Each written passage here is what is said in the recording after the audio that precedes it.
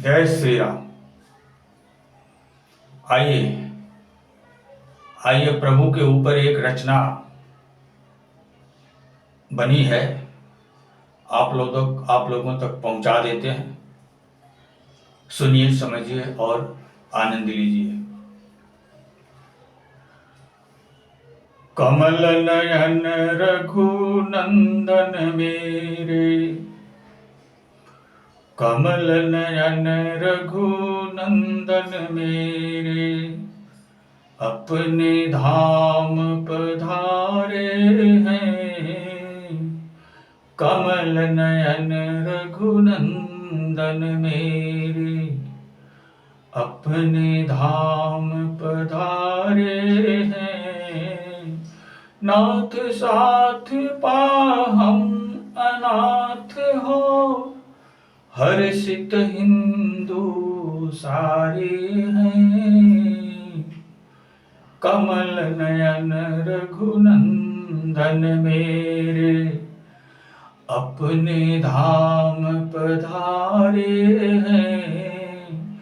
नाथ साथ पाहम सनाथ हो, नाथ साथ पाहम सनाथ हो, हर्षित हिंदू सारे हैं।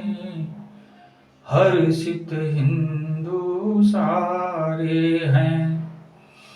हम उनके वो मेरे अपने, हम उनके वो मेरे अपने, भक्त इष्ट का नाता है। यही नात तो अपना इंसाफ अपनी मंजिल पाता है।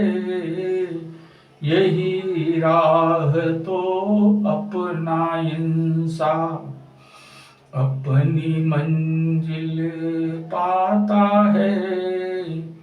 मृदुल सलोने राम हमारे, मृदुल सलोने राम हमारे, ही तो नयन सितारे हैं।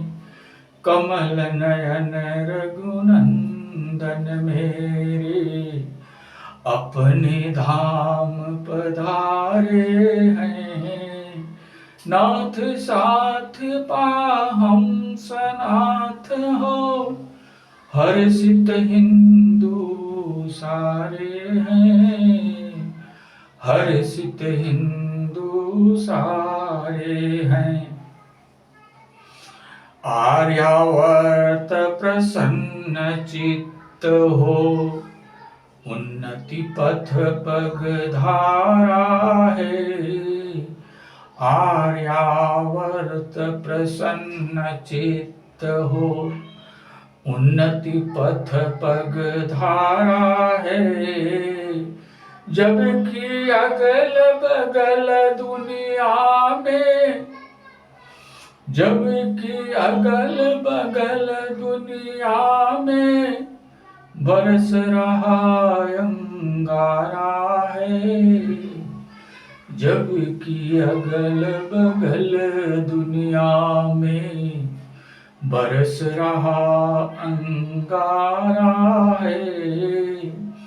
सच्ची भक्ति में ही शक्ति, सच्ची भक्ति में ही शक्ति, जागे भाग्य हमारे हैं। कमल नयन रघुनंदन मेरे, अपने धाम पधारे हैं। नाथ साथ पाहम सनाथ हो, हर्षित हिंदू सारे हैं। हर्षित हिंदू सारे हैं। सतपथ गए सनातन धर्मी, अपनी मंजिल पाए हैं। सतपथ गए सनातन धर्मी, अपनी मंजिल पाए हैं।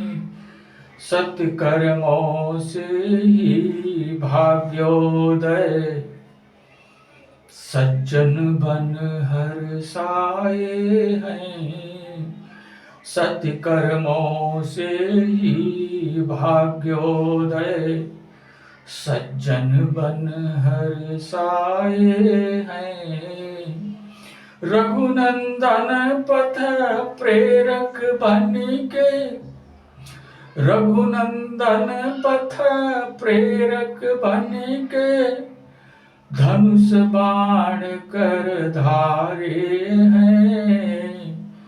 कमल नयन रघुनंदन मेरे, अपने धाम पधारे हैं। नाथ साथ पाहम सनाथ हो, हर्षित हिंदू सारे हैं। हर्षित हिंदू सारे हैं। हुआ हो रहा जो कुछ होगा, अब सब मंगल ही होगा। हुआ हो रहा जो कुछ होगा, अब सब मंगल ही होगा। कली में त्रेता युग आया है, अब तो सब शुभ ही होगा। कली में त्रेता युग आया है, अब तो सब शुभ ही होगा। नियत कर्म करता चल शंभो, नियत कर्म करता चल शंभो।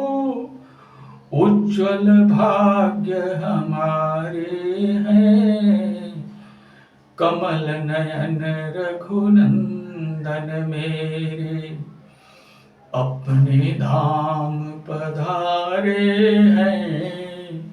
नाथ साथ पाहम सनाथ हो, हर्षित हिंदू सारे हैं। हर्षित हिंदू सारे हैं। तो ये रचना क्या कुछ उपदेश दे रही है। आज तक हिंदू दूसरों से मार खाता हुआ आया था,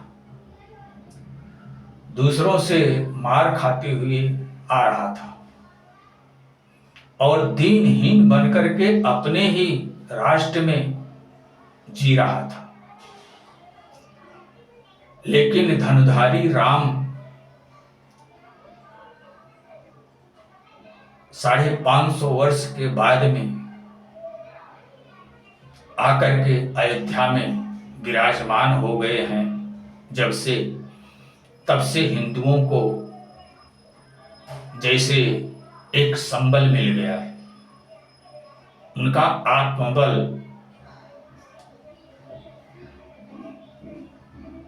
इस तरह से बढ़ गया है कि अब वो किसी से मार खाने के लिए तैयार नहीं है।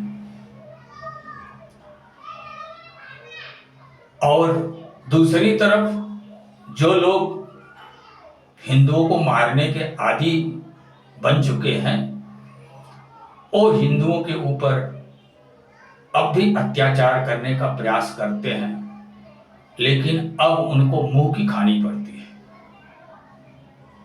उनकी आदत बिगड़ गई है, इसलिए अब उनको मुंह की खानी पड़ती है। अब अगर वो हिंदुओं को मारने का प्रयास करते हैं तो स्वयं की दुर्दशा में फंस जाते हैं और जेल की सलाखों में पहुंच जाते हैं। ये परिवर्तन प्रभु राम के आ जाने के बाद से प्रारंभ हो गया है। अब हिंदू मार खाने के लिए तैयार नहीं है। अब हिंदू ईंट का जवाब पत्थर से देने के लिए तत्पर हो गया है,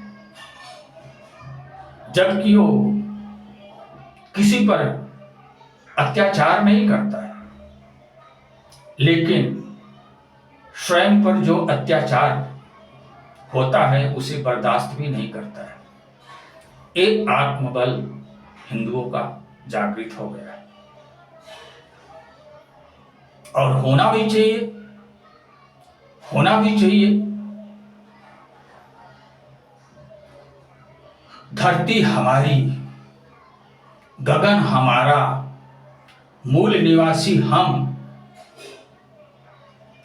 और कोई अन्य आकर के हमारे ऊपर अत्याचार करे और हम शांत होकर के सहें, चुप रहें, तो ये तो सीधी सीधी बात है कि हिंदू कायर बन चुका है, कायरता को अपना बैठा है।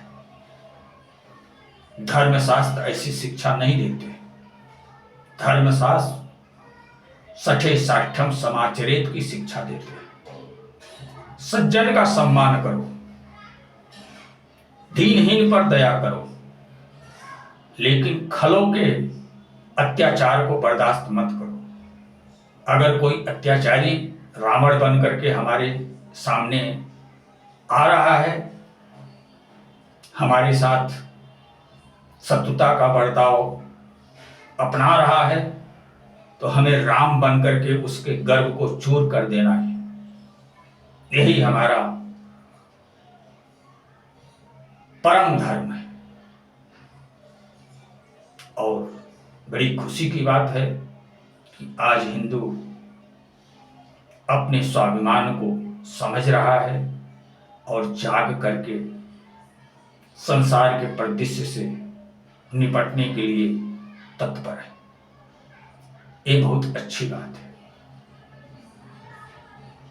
किसी का मनोबल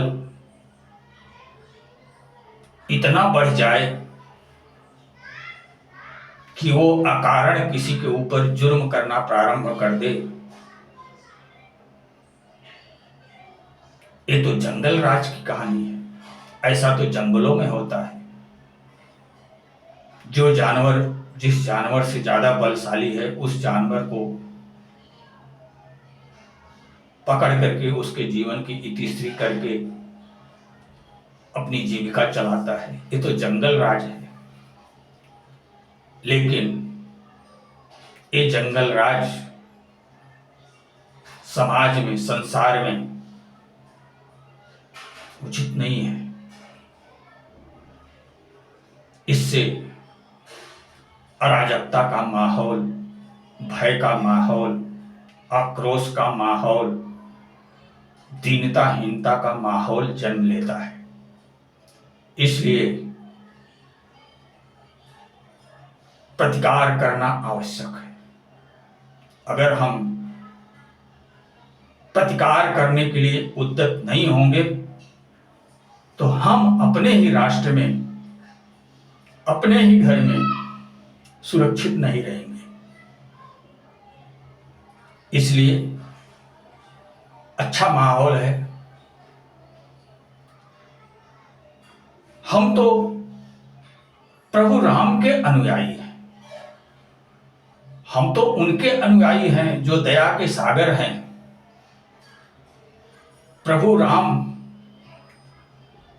सज्जनों का सम्मान करते थे, दुष्टों का सम्मान नहीं करते थे।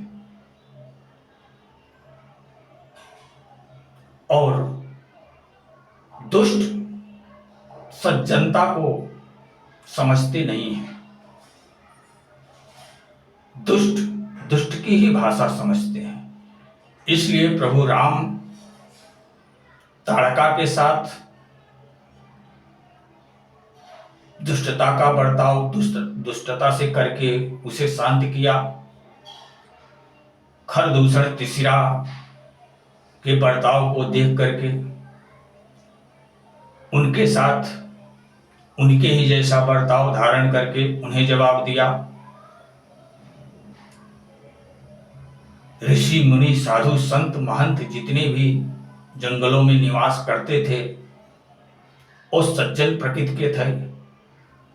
प्रभु सबके आश्रम में पहुंच करके सबके साथ प्रेम भाव से मिलते हुए सबको आनंदित हर्षित किए। सज्जन के साथ सज्जनता और दुष्टों के साथ दुष्टता, यही हमारी संस्कृति रही है, जिस संस्कृति को आज हम भूल गए हैं और भूलने की वजह से दीनताहीनता को प्राप्त हो चुके हैं। तो हमें अपनी सभ्यता संस्कृति को पुनः धारण करना पड़ेगा, पुनः सत्पथ पर चलते हुए दीन दुखियों की मदद करते हुए देखना, हमें सब में भगवान को देखना है, ईश्वर को सब में देखना है। किसी इंसान से नफरत नहीं करना है, इंसान के कुकृत्यों से नफरत करना है, इंसान की बुराइयों से लड़ना है, इंसान की दुर्लतों से लड़ना है। और ये लड़ाई, मानवता की लड़ाई, अपने आप में सच्ची लड़ाई है। इसे संसार नाजायज नहीं ठहरा सकता, ये अपने आप में जायज लड़ाई है। तो हम उनके वो मेरे अपने भक्त इष्ट का नाता, यही नात तो अपना इंसान अपनी मंजिल पाता। सेवक और सेव्य का भाव है। प्रभु राम हमारे सेव्य हैं और हम उनके सेवक हैं।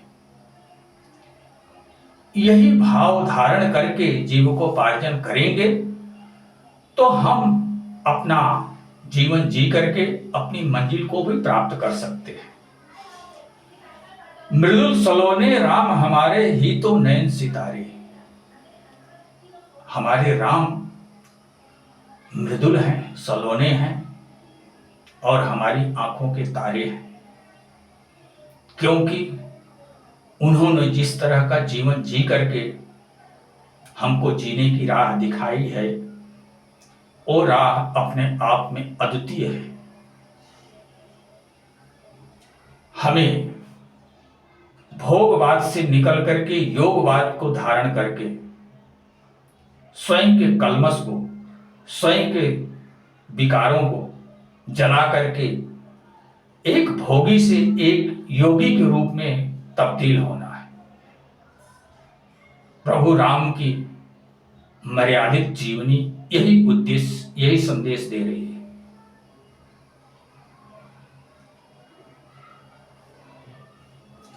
आर्यावर्त प्रसन्न चित्त हो, उन्नति पथ पग धारा है, जबकि अगल बगल दुनिया में बरस रहा अंगारा है।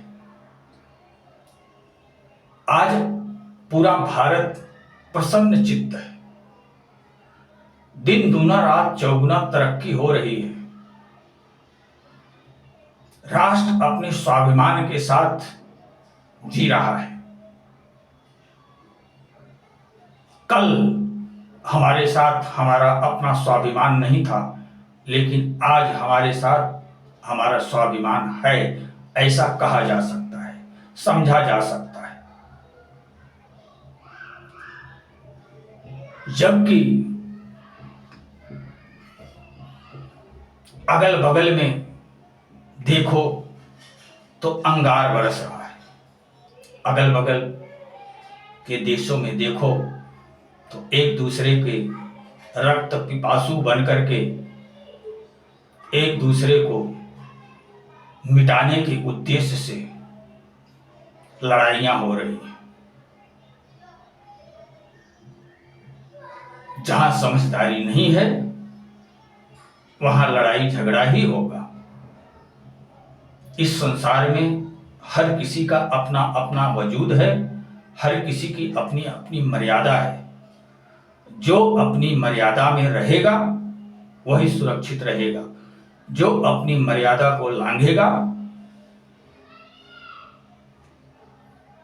उसे दूसरी शक्ति का सामना करना ही पड़ेगा। तब या तो वो या तो हम, ऐसी दशा जो है उत्पन्न होगी। तो आजकल क्या हो रहा है, जियो और जीने दो की संस्कृति अपना करके क्या विश्व चल रहा है? क्या कुछ हो रहा है आप लोग तो देख ही रहे हो, परिचित ही हो, कहने की आवश्यकता नहीं है। अरे जो निर्धन है, निर्बल है, उस पे मानवता कहती है कि उस पे दया करो, उसे संभालो। लेकिन आज तो माहौल कुछ अलग है। जो निर्बल है, जो निर्धन है, जो संख्या में कम है, उसे मिटा देने की कोशिश की जा रही है और अपने विस्तार को बढ़ाने का प्रयास हो रहा है। ये कहां तक जायज है? तो इस दशा में संघर्ष होना वाजिब है। ठीक है, अगर आप हमारे साथ सद्व्यवहार वापरोगे तो हम भी आपके साथ सद्व्यवहार वापरेंगे। यदि हमारे साथ आप छल कपट शत्रुता का बर्ताव रखोगे तो हम कुछ समय तक शांत रह सकते हैं, हर समय शांत नहीं रहेंगे। हम भी उसका प्रत्युत्तर देंगे आपको, और प्रत्युत्तर पाने के लिए आप तैयार रहिए। ऐसी आवाजें विश्व में उठ रही हैं और जगह जगह इसी से अशांति फैली हुई है और आसमान से अंगार बरस रहा है। सच्ची भक्ति में ही शक्ति, जागे भाग्य हमारे हैं। आज भारत का हिंदू अपनी सभ्यता संस्कृति से दूर किसी पराई सभ्यता संस्कृति का अनुगामी बनकर के अपनी सभ्यता संस्कृति को स्वयं मिटा रहा है। ऐसा परिदृश्य देखने को मिल रहा है। हमारी स्वयं की इतनी समृद्ध संस्कृति सभ्यता 68,000 शब्दकोशों वाली संस्कृत भाषा आज अपने ही घर में दीनहीन दशा में सिमट कर रह गई है। 56-58,000 शब्दकोशों वाली अपनी हिंदी भाषा अपने ही देश में सिमट के रह गई है। पराई संस्कृति सभ्यता आज हमें अपने आगोश में लेकर के हमें पथभ्रष्ट बना दिया है। अरे जिस संस्कृति सभ्यता का बोलबाला आज चल रहा है, उस संस्कृति सभ्यता से तो हमारे प्रांत के अनेक ऐसे प्रांत हैं जो इस संस्कृति सभ्यता से अधिक धनवान है, अधिक शब्दकोश वाले हैं। प्रांतीय भाषाएं इस पराई संस्कृति सभ्यता से धनवान हैं, लेकिन वो अपने अपने प्रांत में अभागी बनी बैठी हैं और भारत का नागरिक पराई सभ्यता संस्कृति के पीछे पागल होकर के दौड़ रहा है। ये उचित नहीं है। अपने घर वापस आना पड़ेगा, अपनी संस्कृति सभ्यता को पुनः अपनाना पड़ेगा। अगर आप अपनी दशा दिशा सुधारने की इच्छुक हैं तो, और यदि इसी तरह पराई संस्कृति सभ्यता के पीछे दौड़ते रहे तो फिर आप अपनी महिमा गरिमा को खो करके पुनः दीनहीन बनने के लिए तैयार रहो। ये वक्त की पुकार है, इसे सुनो, इसे सुनो, चिंतन मनन करो और इसे अमल में लाओ। आज की आवश्यकता ये है।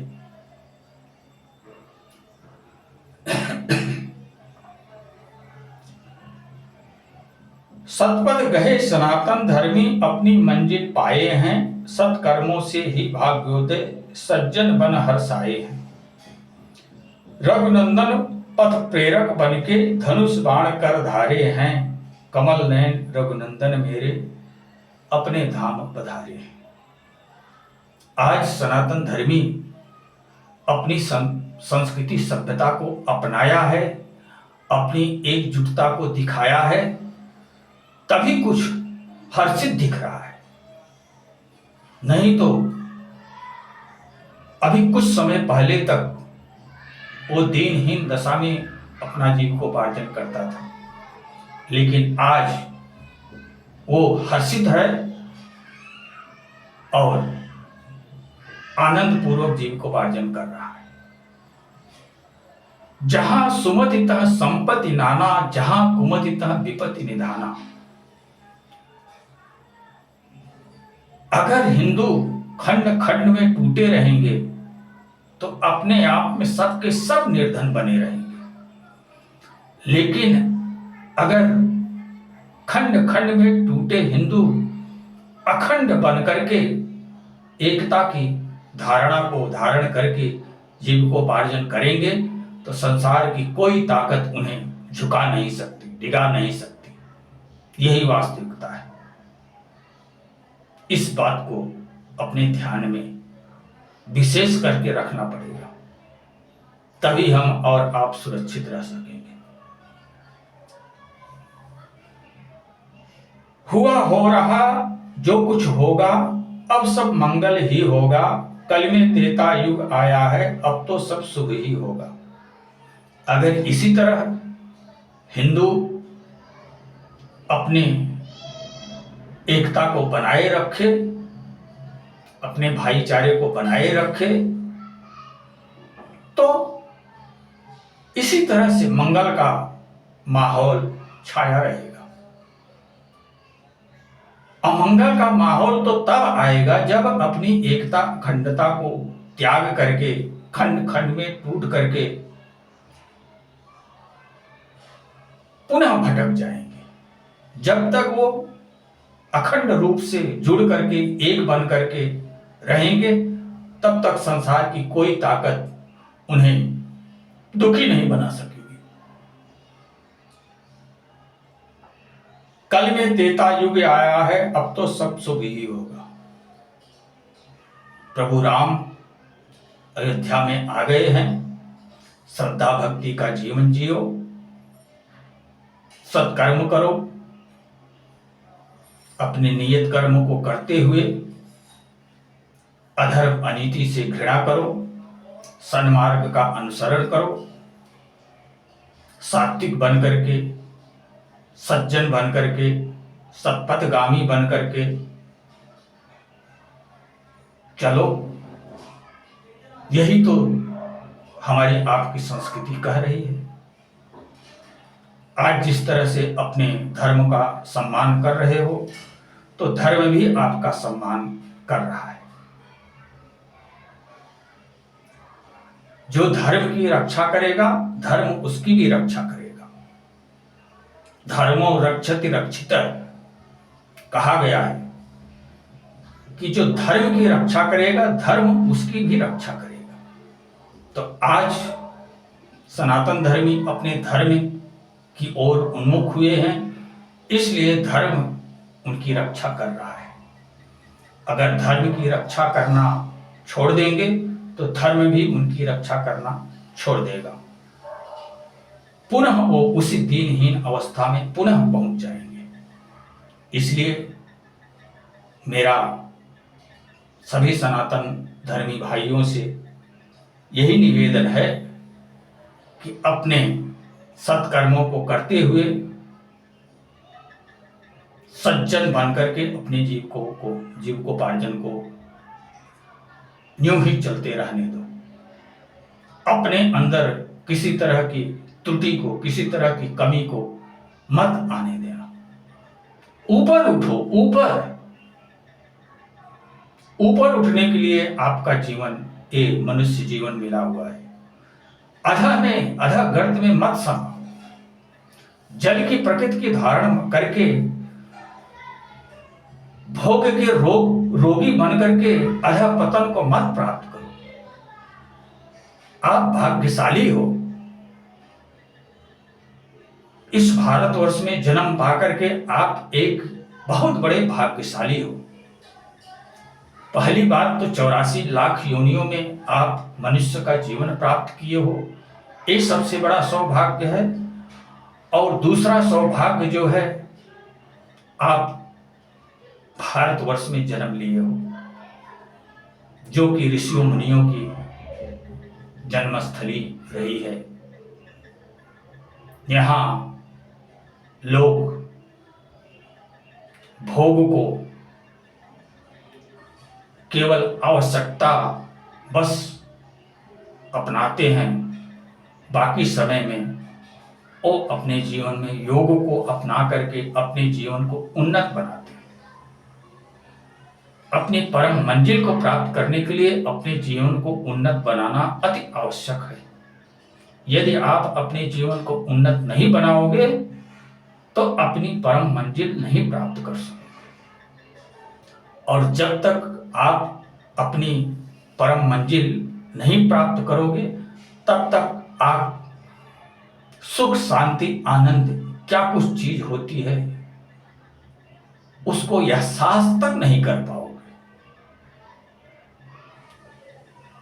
वास्तव में सुख, शांति और आनंद क्या कुछ है, इस चीज का ज्ञान भान तब होता है जब मानव अपनी मानवता के उच्च शिखर पर पहुंच करके स्वयं को देख करके अपूर्णता की श्रेणी से निकल करके पूर्णता की श्रेणी को प्राप्त होता है।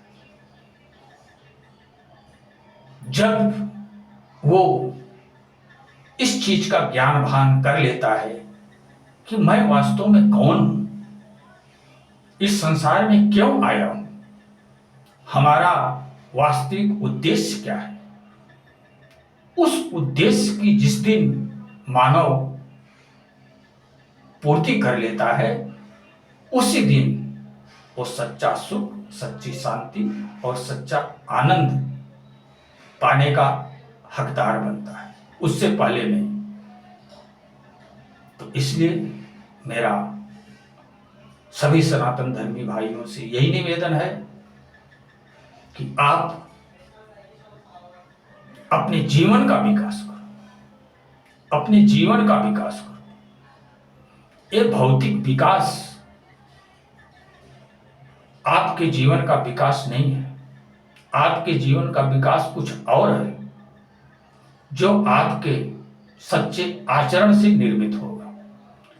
तो सच्चा आचरण धारण करके आप जीविकोपार्जन करो, अपनी मंजिल अवश्य प्राप्त करोगे। इसी शुभकामना के साथ अब मैं अपनी वाणी को विराम देना चाहूंगा। जय श्री राम।